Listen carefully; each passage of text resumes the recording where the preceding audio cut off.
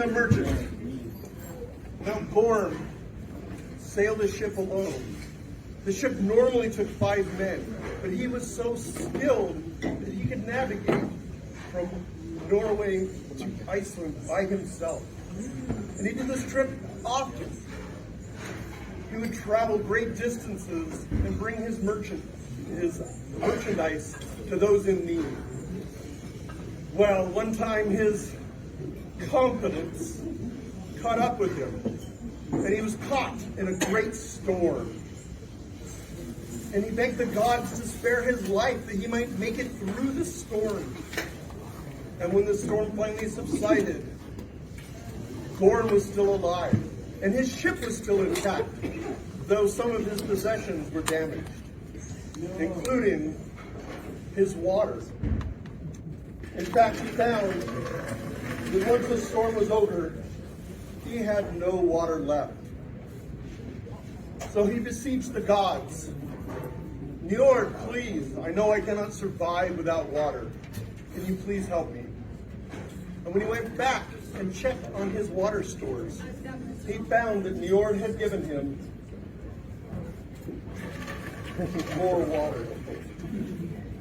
So he sailed on. He knew he had to be close. He continued his journey.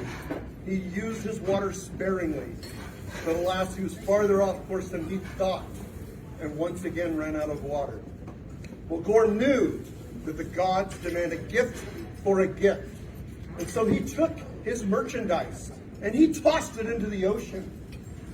And when he went back to his stores, he found that he had more water. And he sailed on, but again realized he was too far off course and that he was not going to make it.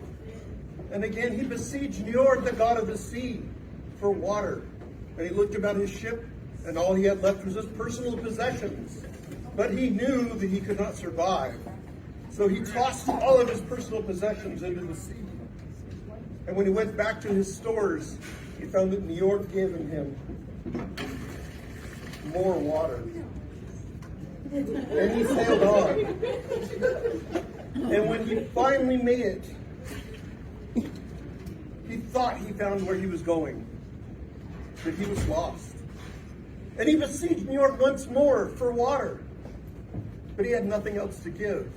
And he was hoping the generosity of the gods would give him something. But he'd already asked to weather the storm. He'd already asked for water before he had given a gift.